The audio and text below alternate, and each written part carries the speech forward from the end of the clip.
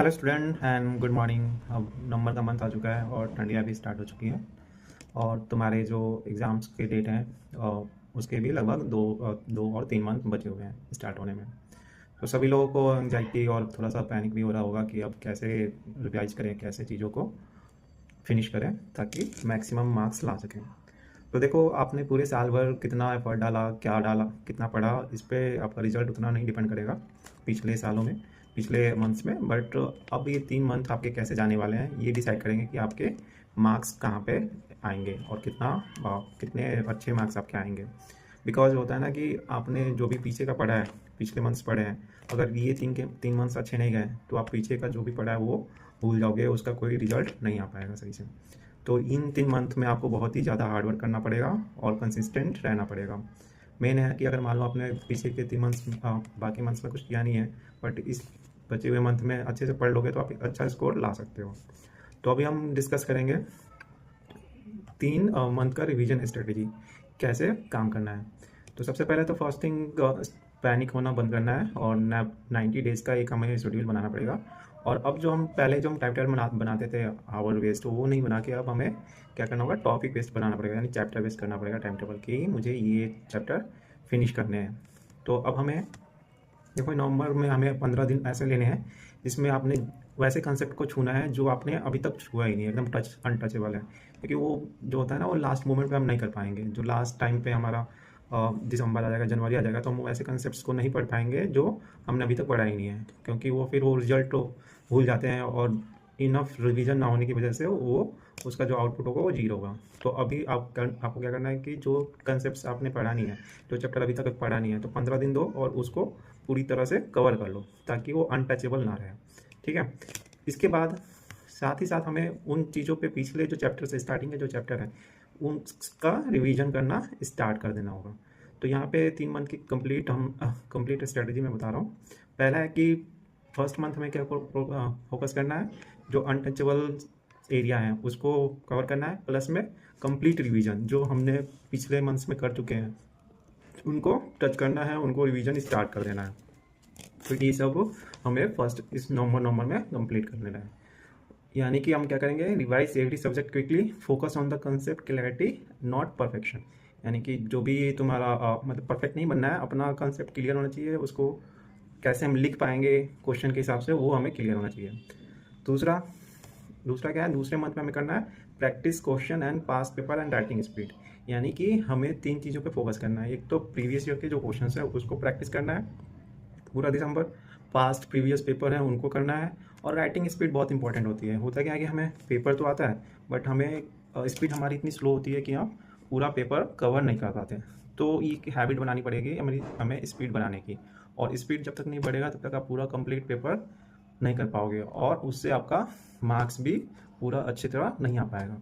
तो स्पीड बहुत ही मैटर करती है। और स्पीड से एक और फ़ायदा होता है कि अगर आपने पेपर के 3 आवर का पेपर है, उसमें आप सपोज करो आप पूरा पेपर 2.5 घंटे में फिनिश कर ले रहे हो, तो आपके पास जो आधे घंटे का बैंडविड्थ बच रहा है उसमें आप क्या कर सकते हो, उसमें आप उस अपने पेपर को रिवाइज कर सकते हो। और जब रिवाइज करोगे ना तो आपको पता चलेगा कि आपके कुछ क्वेश्चंस के फाइनल आंसर पर लिख दिए हैं, कुछ में यूनिट्स नहीं लिखे हैं। तो ये छोटी छोटी मिस्टेक्स ना आपके 10 से 15 नंबर क्या होता है माइनस कर देते हैं। तो वो वहाँ पे अगर टाइम बचा लेते हो और रिवाइज करते हो आंसर्स को अपने, तो वहाँ पे आपके 5 से 10 नंबर इंप्रूव हो जाते हैं। तो ये बहुत ही इंपॉर्टेंट है। ये डिफरेंस हो जाता है आपके 90+ में और 80 में आने में। तो ये बहुत इंपॉर्टेंट है। लास्ट थर्ड मंथ में क्या करना है, solve full length test, analyse mistake and polish your weak topics. जो भी तुम्हारे फुल लेंथ टेस्ट देने हैं और मिस्टेक्स को देखना है क्या क्या मिस्टेक्स आ रहे हैं, और पॉलिश करना है जो भी तुम्हारे वीक एरियाज है उसको पॉलिश करना है। तो इस मंथ से स्टार्ट करना है नवंबर से। तो नवंबर में ऐसे कोई भी तुम्हारा टॉपिक नहीं रहना चाहिए जो अनटचेबल हो।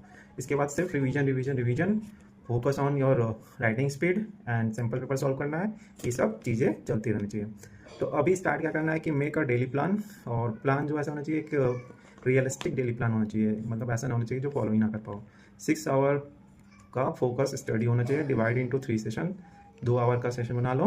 फर्स्ट हमें टॉप सब्जेक्ट लेना है, सेकेंड प्रॉब्लम सॉल्विंग और राइटिंग पे, यानी टफ सब्जेक्ट पे कवर किया। उसके बाद राइटिंग स्पीड और प्रॉब्लम सॉल्विंग पे करना है। थर्ड में लाइट सब्जेक्ट हो गया, जो तुम्हारा रिवीजन वाला पार्ट्स हो गया, जो पहले तुमने कर रखा है, जो तुम्हें आता था उसको रिवाइज करना है। तो ये हो गया। दूसरा तुम्हें क्या करना है, स्मार्ट रिवीजन टेक्निक अपनानी है। यानी स्मार्ट रिवीजन टेक्निक क्या होती है, एक समरी बनाने वाला, फ्लैश कार्ड, माइंड मैप, ये सब टेक्निक हमें यूज करना है। नोट्स बनाकर थोड़े थोड़े अपने दीवारों पे चिपका देना है, सो डैट कि वो तुम्हें क्विक रिवीजन, जैसे कुछ चीज़ पॉइंट्स होते हैं ना, हम बार बार भूल जाते हैं, कोई ईयर भूल जाते हैं या फिर कुछ भी, तो उसको हम फ्लैश कार्ड में बनाकर अपने स्टडी रूम में चिपका सकते हैं। तो काफ़ी हेल्पफुल होते हैं वो, मतलब वैसे एरिया जो हम रेगुलरली भूल जाते हैं।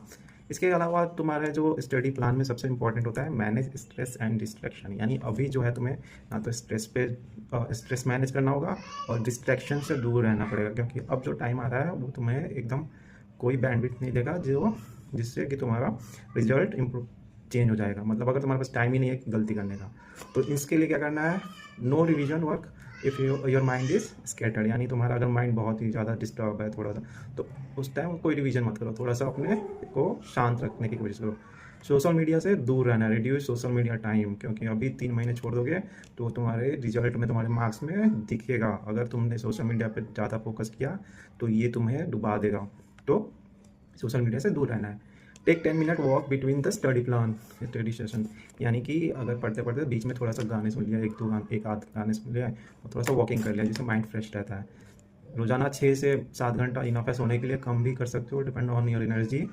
ड्रिंक इनफ वाटर पीना है। और सबसे इंपॉर्टेंट क्या होता है, जब हम मेहनत करते हैं, पढ़ते हैं, तो हमारी बहुत एनर्जी कंज्यूम होती है, तो उस टाइम हमें अच्छी डाइट, मतलब ऐसे एनर्जेटिक डाइट लेनी पड़ेगी। अदरवाइज तुम क्या होगा ना कि तुम्हारी एनर्जी कंज्यूम होती जाएगी और तुम्हें हेल्थ पे असर पड़ेगा।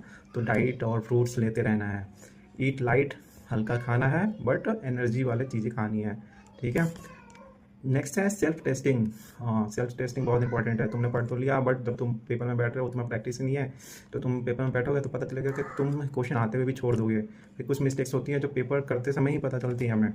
तो उससे पहले हमें क्या करना पड़ेगा, जो सैम्पल पेपर लगाने पड़ेंगे हमें, वो टाइम एक जो होता है ना कि एक एग्ज़ाम वाला माहौल बनाकर अपने रूम में अपना सैम्पल पेपर सॉल्व करना है और देखना है कि क्या मैं उस पेपर को 2.5 घंटे में, 2 घंटे में कंप्लीट कर पा रहा हूँ कि नहीं कर पा रहा हूँ। क्योंकि मुझे टाइम से ही करना है, सो डैट कि मैं रिवाइज कर पाऊँ और जो मिस्टेक्स आ रहे हैं उसको करेक्ट कर पाऊँ। क्योंकि वो जो आधा घंटा का जो हमें बैंडविड्थ मिलेगा, वहाँ पे हम बहुत 5 से 10 मार्क्स इंप्रूव कर सकते हैं। तो एक सेल्फ टेस्टिंग मेथड हमें फाइंड करना पड़ेगा। Start weekly test from the second month. यानी जैसे ही हम ये नवंबर खत्म होगा, नवंबर के लास्ट से आप वीकली टेस्ट सैम्पल पेपर लगा सकते हो, तो बहुत ही इंपॉर्टेंट हो जाता है। इसके बाद में कंक्लूजन पॉइंट में मैं यही बोलूँगा कि ऐसा टाइम टेबल बनाना है, मतलब अपना एक remember the next 3 month can change your result if you show consistency. यानी कि अगर आपने अभी तक कुछ ज़्यादा फोकस नहीं किया था स्टडी पे, बट अब 3 मंथ में अच्छे से फोकस कर लोगे, सोशल मीडिया से दूर रह के अपने टाइम को सही से यूटिलाइज करना, जो भी मैंने बताया उस पर फोकस करते हुए पढ़ना, तो आप बहुत ही अच्छे मार्क्स ला सकते हो। It is not about studying all night, it is about studying smart every day. यानी पूरी रात पढ़ना इज़ नॉट पढ़ना, वो स्टडी नहीं होती। स्मार्ट पढ़ना है और एवरी डे, यानी कंसिस्टेंसी मैटर करती है। So make your time table, stick to it and don't wait for motivation, build discipline. बिल्कुल, मोटिवेशन जो होती है सिर्फ कुछ मिनट्स, कुछ आवर के लिए होती है। Discipline is permanent. अगर डिसिप्लिन बनाओगे, रोज़ हैबिट होगी पढ़ने की, तो तुम सक्सेस पा सकते हो। मोटिवेशन से कोई नहीं पढ़ता, कोई भी किसी को भी बाहर से मोटिवेशन की ज़रूरत नहीं होती, वो उसको मोटिवेट कर ही नहीं सकता कोई बाहर से पढ़ने के लिए। तो डिसिप्लिन बनाओ, रोज़ हैबिट बनाओ पढ़ने की, थोड़ा थोड़ा, तो तुम रेगुलर हो सकते हो। सो ये मेरे पॉइंट्स थे आपके लिए, जो भी कैसे एग्ज़ाम के लिए पढ़ना है। Thanks for watching, all the best and stay focus, stay calm and remember success start with your daily habits. Okay, thank you.